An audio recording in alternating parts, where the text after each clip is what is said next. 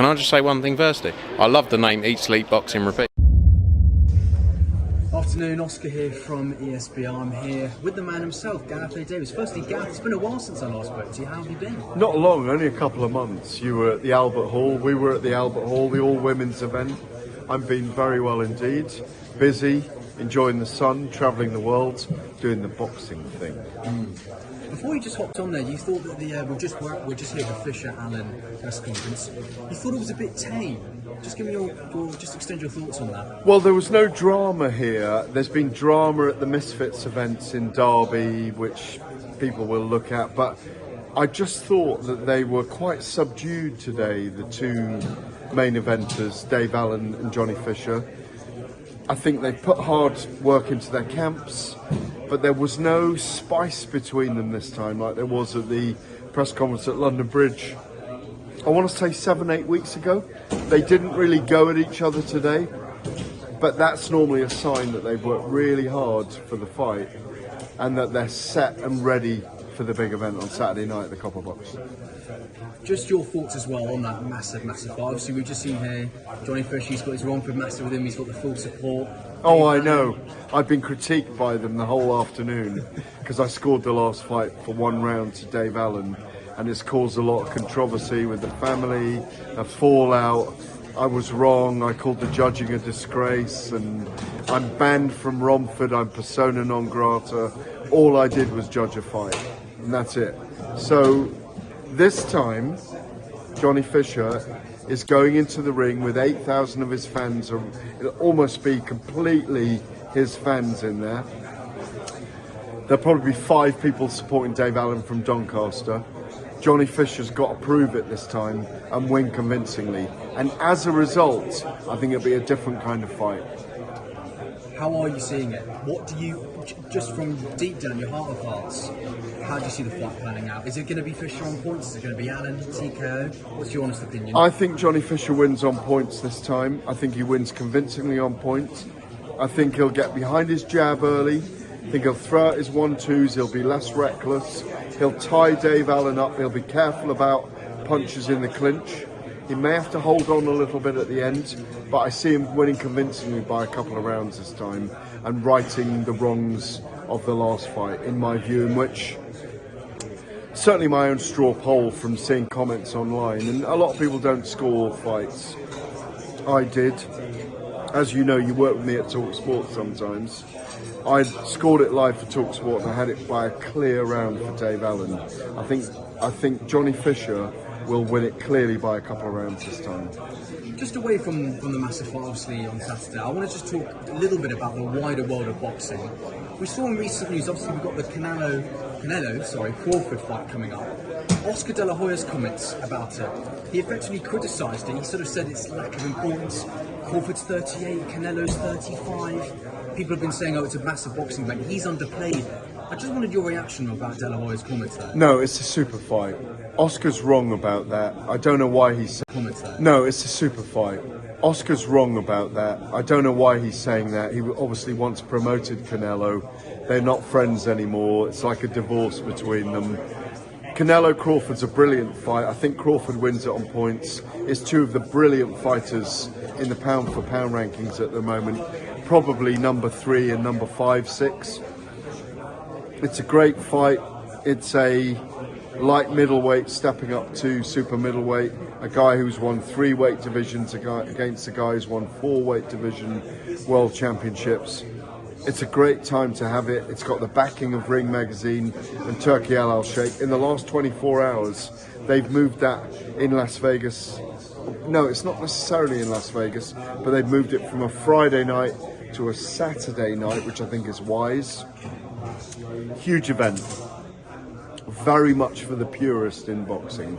May not cross into the mainstream, but a massive, massive fight for the purist in boxing. Talking of massive fights, Dubois-Usyk, 19th of July of this year. That is the big one. That's the one that everyone has been talking about. Usyk undefeated, Daniel Dubois point to proof, but in a obviously brilliant performance against Anthony Joshua. How do you see that one panning out? I think Dubois is going to be a much more dangerous protagonist this time for the world title. it's incredible to think that it's less than 2 years ago that he fought Alexander Usyk for the first time in Poland. I was there with TalkSport and the Telegraph that night. He put up a terrific fight for 5 rounds. I think it was a low blow. I think Usyk took over in the fight after that. Daniel Dubois is a different person now. Daniel's shown that he can carry a Wembley Stadium event. He was brilliant against Anthony Joshua last September. I still think Usyk wins. The clever money is still on Usyk, but Daniel Dubois has a major opportunity at Wembley Stadium to become one of the greats of British boxing by winning the undisputed title there. And of course, he's got the home backing as well. He'll be at Wembley. I mean, sometimes I know we've seen the likes of Tyson Fury go into uncharted territory. The crowd isn't against him, but he pulls out the bag. You look at what he did against Klitschko. But surely the crowd, the atmosphere, they're going to be so behind Dubois, and that will give him an extra bit of edge. He showed against Anthony Joshua last September that he can carry the pressure. That he can carry the pressure of 90,000 people of a big fight week where he's being dragged here, there and everywhere all through fight week, and he managed it. He stayed contained. He's looked good in the press conferences so far. He knows what he's got to do. Since losing to Usyk the first time, brilliant victory against Jarrell Miller, equally brilliant victory against Filip Hrgovic, coruscating victory, amazing victory against Anthony Joshua. He's really grown as a man and as a person in the last 2 years, and he's a very dangerous opposition for Usyk. Probably the most dangerous in the division right now, outside Joseph Parker and Ajit Kabayel. So he's got a massive opportunity on July the 19th, and you cannot write him off. But it's the first half of the fight where I believe he'll be dangerous. Brilliant answer. And just a quick one, obviously. Thank you very much. Thank you, Gareth. Of course. Obviously, we've got Eddie Hearn. He's just a couple of rows behind us. Obviously, we had the Eubank Jr. with the Conor Benn fight. Obviously, didn't quite work out for his man in the corner. Just a quick one on Eubank Jr. Obviously, post-fight, we saw him in the hospital. He spent 2 nights there. We now know that this was because of a dehydration problem. What's just your initial thoughts on that? Obviously, that was a massive sort of controversy point going into the fight, and now seeing what happened after the fight. What's just your general thoughts on that whole situation? Just how long he spent in hospital? Because obviously it must have been very concerning for him, and obviously his legendary father. I'm on record in a column in the Telegraph saying, in fact, first of all, I thought at the end of the fight, I tweeted, or I X'd, that I wouldn't mind seeing the fight again. And then when I saw that he was chronically dehydrated and was in hospital for 36 hours afterwards, I committed a pen to paper for a column in the Telegraph saying, this should be one and done. Let's not see him drain his weight down to 160 pounds again. That's my feeling, but they crossed over so much in that fight, we're still talking about it, that I think the fight will happen again. I think it will happen in late September, early October. I think Chris Eubank will make the weight again. I don't think they should have a rehydration clause for him. I think he's in a much more dangerous situation in the second fight. Look how quickly Conor Benn recovered. Both men's stock has risen. The fight crossed over into the mainstream.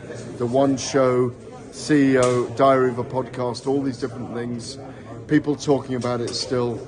It will happen again because boxing's a business as much as it is a sport, and they'll both earn handsomely from the second fight.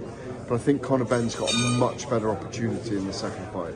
I was just going to say, just to wrap up, final point, how do you see, if that rematch occurs, as you said, September, is that Conor Benn's shot at redemption?